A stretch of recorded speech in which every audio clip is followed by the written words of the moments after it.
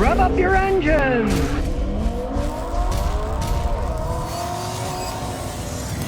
Colin says, when will you retire, Scotty? Well, you wouldn't want me to retire because, like my grandfather before me, who was a mechanic, he retired and within a year he was dead. He was bored out of his mind having nothing to do. So I would probably be bored out of my mind and have nothing to do if I retired. Besides, I have too much fun helping people out. I love helping people out. I'm one of the few people in the world who help people out and actually get paid for it without screwing anybody over. Other than a lot of the companies don't like me because I call them out when they make crappy products. Broken engines, transmissions, batteries that explode. Hey, I found out about it. I'm going to tell you people about it so you don't get stuck in the quagmire buying the wrong vehicle. So, no, I'm not going to plan on retiring. Ian Thornton says, Scotty, do you think that with the increased complexity of cars, having many more computer modules and covers all over the place is the reason that more people aren't working on their own cars? Well, sure, that's one of the reasons. A lot of people don't like getting dirty or they're no good with their hands. My father was that way. He ran a garage, but my grandfather was the mechanic. My father was not good with his hands. It's a skill. You either have it or you don't have it. But with all those computer modules, it makes it a royal pain in the wazoo. Understand it. You got a car. It's got a called a bus module. CAN bus. That's where all the information goes. There's slow speed CAN bus, mid speed and high speed. All those things are running on the same copper wiring, and sometimes you get a problem with one sensor, but that's the slow module, and somehow it screws up with the fast data, and then it says something's wrong in the fast data when there isn't. They can be a royal pain in the butt to fix when they break. Let me tell you, I yearn for the old days of 67 of carburetors, things you could easily adjust, fix yourself, and not have to have computers and then buy $1,200 computer modules to fix them. And that's true. That's why a lot of people aren't working on them. Barack, who says, Scotty, I'm looking for a sports sedan between a 2015 Subaru WRX STI and a 2015 Mitsubishi Lancer Evolution. Both have manuals and all-wheel drive. Which is best? The Subaru is much better than the Mitsubishi. Mitsubishi makes cars that don't last that long and fall apart when they age. If you buy a 6-year-old Evolution, I'm sure you're going to get one with a turbocharger on it that's probably falling apart. The Subarus are much better made than the Mitsubishis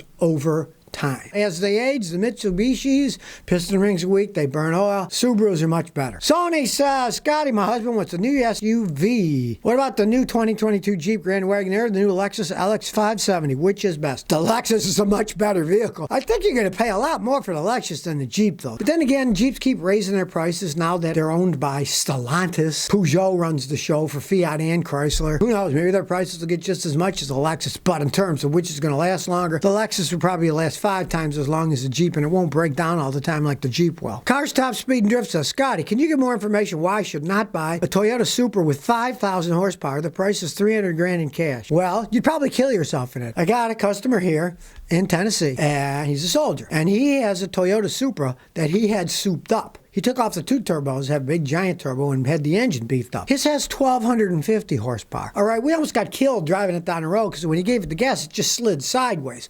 You would have to run pure racing tires all the time, and they would only last 200 or 300 miles. You'd have to keep buying new tires for them because they'd wear out. They got to be soft for that much traction. That was 1,250 horsepower in the Toyota Supra.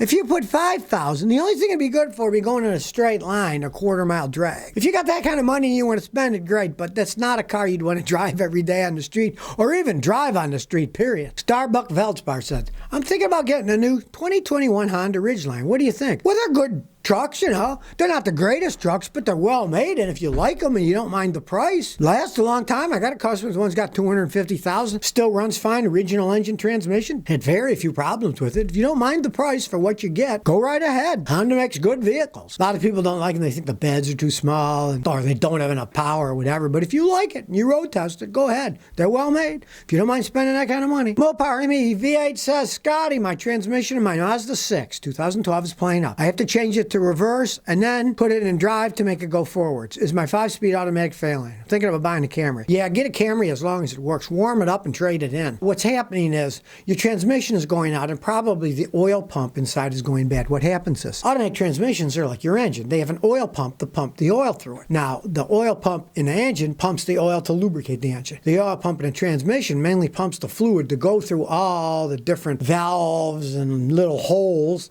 to make pressure to shift the automatic automatic transmission automatically. And when the automatic pump starts to go bad, that's exactly what happens. You got to put it in reverse first and put it in drive. So I'd go ahead and get another one if I were you before it breaks. Now, it might last a few years that way. I've had people driving that way. But what the heck, if you get a Camry, you won't have to think about it probably maybe the rest of your life if you take care of it. Do I need to change my coolant? It's a 2015 Corolla with 48,000 miles. All right, they say that's a 7-year coolant or 150,000 miles. So you've only gone 6 years. So change it next year just because of the age. Once every 7 years, no big deal, you know, but do use the Toyota coolant. It's better. It's what's called a HOT coolant, hybrid organic acid technology. They last the longest and they have very little problems. Tyler 40 says, Scotty, what are your thoughts on an 04 F-250 with a 6.8 V10? The main thing is you would want a mechanic like me to do a compression test on the engine to see what shape the engine is in. Because if the engine's worn, you don't want to buy it. Rebuilding one of those V10 engines costs a small fortune. But if it was taken care of, they can last a really long time. But do pay a mechanic to do a wet and dry compression test to see if the rings or the valve seals are bad on the engine. It's worth paying them to do it. Then you'll know if the engine's in good shape or not. And of course, drive it, make sure the transmission works right and everything. The main thing on that is the engine. Mugsy777 says, Scotty, I had a new 92 Ford Ranger 2.9 engine, 5-speed manual. I used Wolf's Head 1030 motor oil. 314,000 miles. 19 years later, the frame rotted out. Is that oil still made with Pennsylvania crude? Well, it originally was. I don't know if it is anymore. See, the thing was,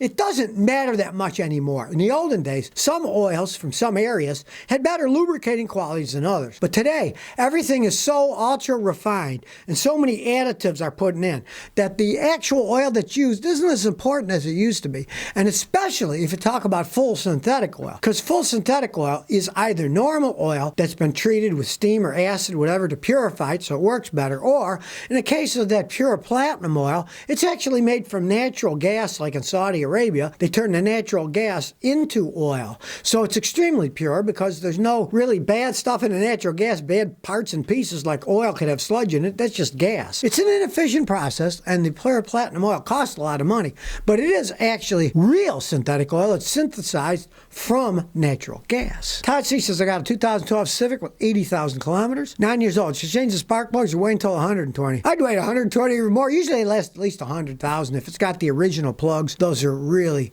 well made iridium spark plugs. I've seen some of them go 200,000, but what the heck. We in the United States, if we have iridium plugs, we generally change them every 90 or 100,000 miles, not kilometers, but miles. Why me, says, hey Scotty, what do you think of the Consumer Report magazine annual car issues? Can we trust their car ratings? I wouldn't.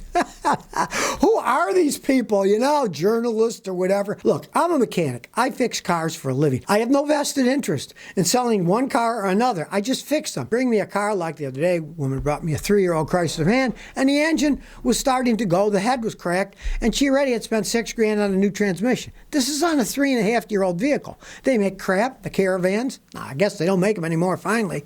They wised up and stopped making them. But you don't want to get stuck with one of those junky vehicles. And the people that rate them at magazines, who knows who these people are? They're obviously not mechanics because they're writing for a magazine. They're not working on cars, right? So that's the only people you can trust. If you can find an honest mechanic, one who's not like, oh yeah, I'll tell him to buy that car because that car's going to break and make me a lot of money. I worked for a guy 50 years ago, Bob Wells, and that's what he did. He told people to buy cars that weren't that good, knowing he'll make a bunch of money fixing them when they break down. You find an honest mechanic, they'll tell you the truth about cars. Don't believe anything you read. Blocky Bro says, Scotty, what are you taking the most reliable motorcycles? Well, basically the Japanese. Honda, Yamaha, Suzuki, they are extremely reliable machines. Whether you're getting a tiny little 125 or a screaming 1200cc racing motorcycle that'll blow the doors off anything out there. Now, I personally own a Triumph Thruxton. It's a 900cc motorcycle, and it's very reliable, but it's a completely different breed. It's a Triumph, but it's not made in England.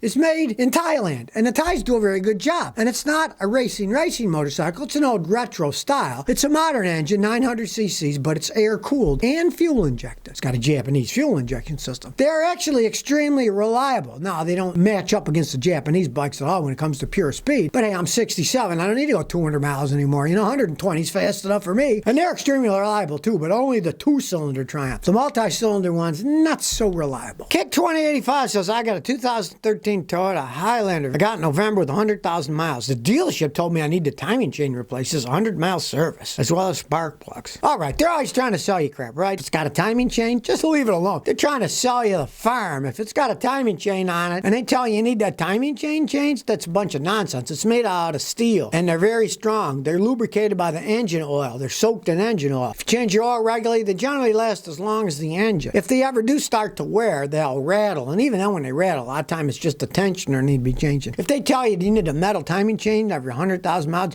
they're just trying to rip you off and make money for themselves. They're always trying to sell you stuff at the dealership. That's just how it goes, you know? They're out to make a profit, like all the other people that run a corporation. So if you never want to miss another one of my new car repair videos, remember to ring that bell.